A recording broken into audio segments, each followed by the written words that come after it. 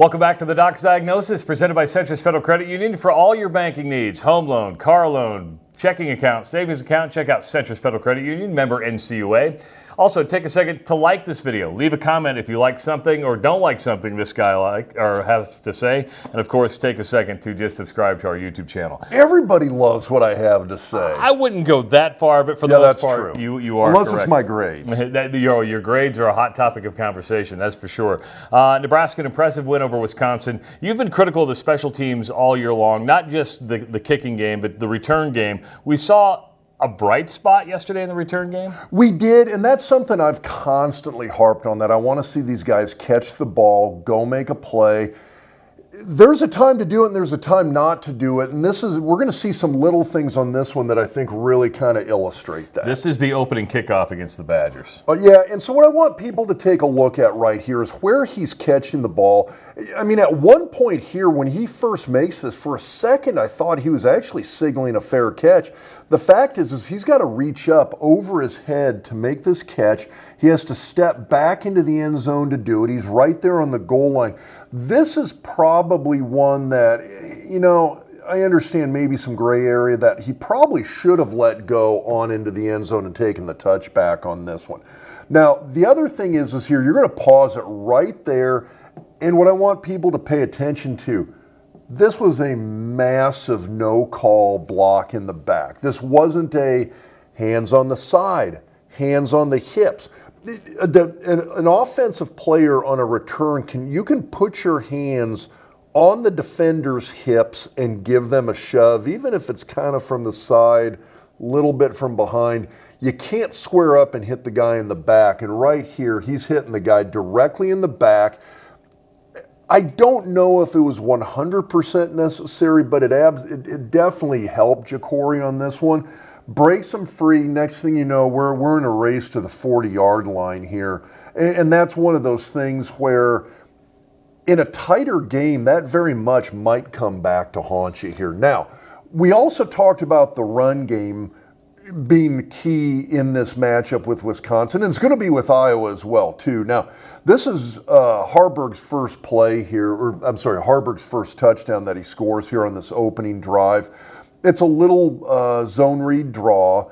The thing that I want people to pay attention to here is that you've got a couple of guys that end up coming free, and it's the safety and the play side linebacker. It's okay to have a ball carrier having to beat one guy. On this play, Harburg's going to kind of do the delay, come up here. When he hits the goal line, he actually has two defenders he has to run through, and one of them actually ends up being this play side linebacker. You would like to see the tight end and the tackle come off. You get a great double team here, just completely collapses that defensive line down.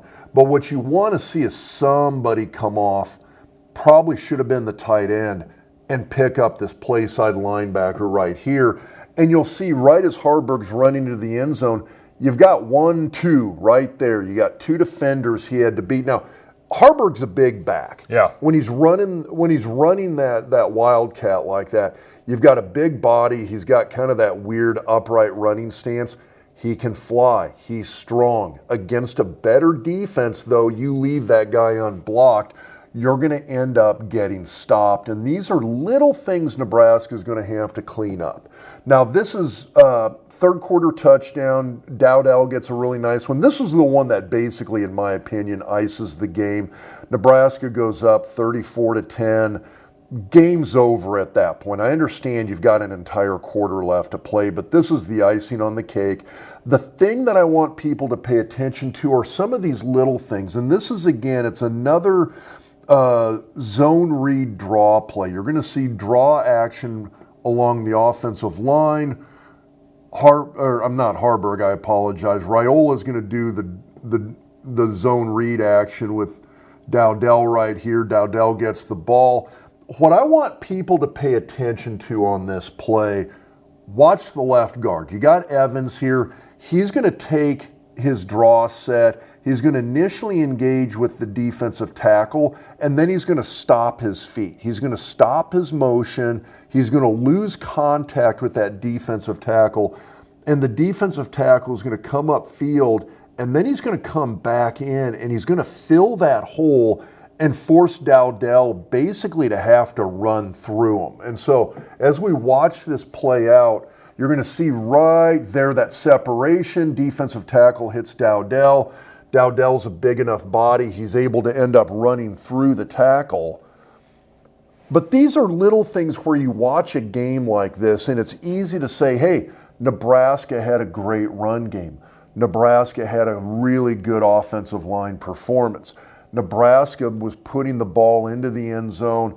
Offensively, it looks great. You look at that final score, you look at the statistics, but when I see these little things, where I see Harburg having to beat 2 defenders, where I see Dowdell having to run through a defensive tackle who essentially ends up nearly unblocked on the play. These are little things that make the difference in one-score games and one-score losses to Illinois, to UCLA, to USC, to Ohio State. These are the difference between winning those one-score games and losing those one-score games. Against an opponent like Wisconsin or Purdue, you're going to get away with it. You're not going to get away with it the rest of the time. He may sound negative, but he's actually being positive, because let's not forget Nebraska 7 of 7 in the red zone, also 4 rushing touchdowns, a dominant performance over the Badgers. Of course, up next, the Iowa Hawkeyes. That's where Rob and I like to have a little fun on the podcast. If you're a regular watcher of this, you know why. And we'll take a look at the Hawkeyes tomorrow on the Doc's Diagnosis, presented by Centris Federal Credit Union. Every vehicle eventually reaches the end of its road. When yours has driven its final mile, talk with Centris about your next auto loan. Find low auto loan rates and lenders that care about where you're headed next, both in life and on the road. Apply online at centrisfcu.org.